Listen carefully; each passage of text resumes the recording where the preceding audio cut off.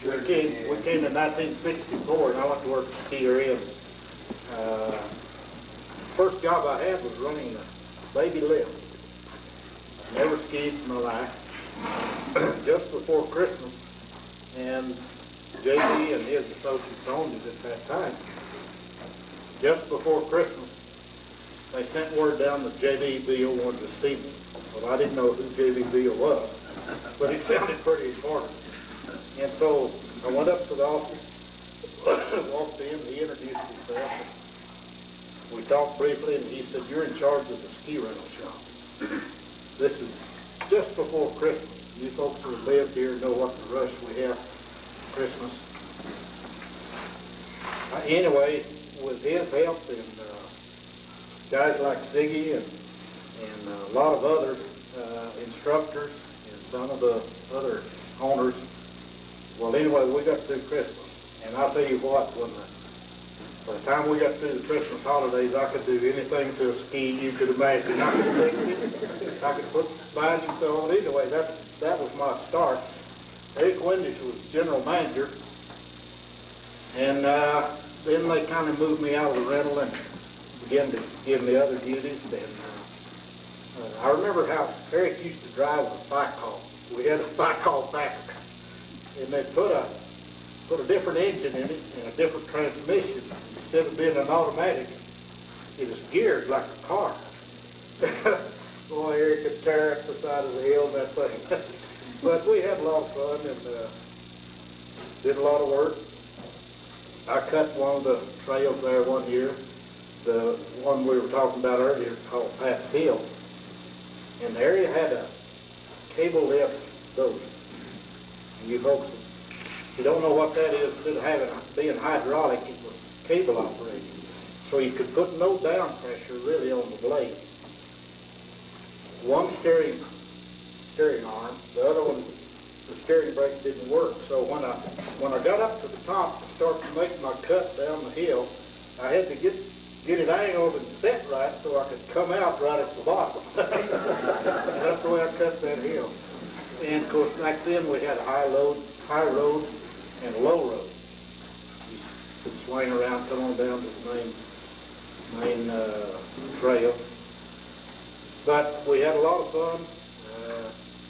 Eric and I, some days, the area was looking at developing further back towards Black Mountain. And I think there's some possibilities even now, if I understand it. But after every heavy snow, either Eric and I or Eric and Ziggy normally would go back in there. And we'd go back in. They'd take us up, kind of up on the upper part of the, behind the main lift on the bike haul. And then we'd go in with using skis and climbing skins on our skis. It was an all-day trip. You carried the lunch, you carried a flashlight, because you might not get in before dark. And we'd go back in towards Gold Hill, Black Mountain, checking wind and the amount of snow and what it was doing to the different areas. One time, Tom Parkin was there, and we were way back in there, headed up kind of towards Gold Hill, and blizzard hit. And old Tom nicknamed that hill up there Blizzard Pass, because we were just kind of feeling our way along. It was almost a white out. But we had a lot of fun back in those days. When the lift closed, like Sigi and Ilse were talking about, man, to the Alpine you went and spend an hour or so there, you know. Eric played a lot of, what would you call it? It was polka, is that right? Anyway, it was a different type of music, you know. It wasn't country and western, and everyone kind of perked up, you know. Sometimes the record would needle get stuck on the record, and you go over and over and over. Later on, then we started our shop. I remember in the... What year did you start? I forgot, Pat. Pardon? What year did you start your shop? Oh, about 69, Ilse. Yeah, Tony lost the ski school because he decided to open up a ski shop, which was not supposed to be another ski shop in Redriver, besides the ski area. Now count him. Yeah, there you go. Sigi and I and Ron worked, he came during that time. We built a ski view. Yeah. And then as the fall came along, of course, by that time Sigi and I kind of were outcast with the area. But Ron was working at the area. But to make a long story short, in February we wound up building ski view. Sigi and I went to Denver and worked. We were partners. And so he and I went to Denver and worked the rest of that winter. I met a guy up there, and I've always been interested in repairing skis and this, that, and the other.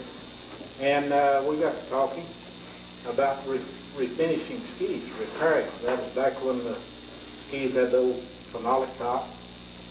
You could bust the scratches out and everything. Anyway, so he and I teamed up and kind of formed a partnership. I contacted Head Ski Company and told them my thoughts, and that was being, instead of sending your skis in to be repaired at the factory, we set up a mobile ski repair in a trailer, and we'd go to the shops, to the area. And I contacted Head Ski Company, and they thought it was a heck of an idea. They said, come to Reno, we'll train you. So I went to Reno, learned how to do all the things that the factory would do, and then this man and I formed a corporation, or a business, and Mary and I and our boys traveled that whole summer and repaired skis and everything. And so it was a lot of fun, but a lot of work too. So we came back, we just finished 1 year, and that's when we started all season. And back then it was real slow, and I remember I started with 50 pair of rental skis. And it was slow through the week, kind of like it's been the last few days. And I'd go skiing, and if there was someone came to the shop that needed something, either to rent skis, Mary would hang out a white towel. So when I came over the face, I could look at the shop, see if there's a white towel. If there was no white towel, I could flick another run.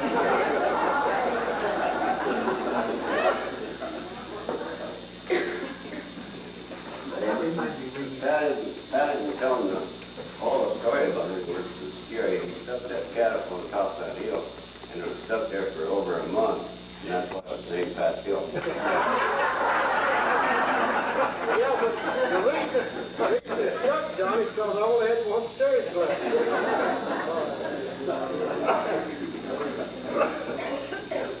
Say the year you went in the rental shop,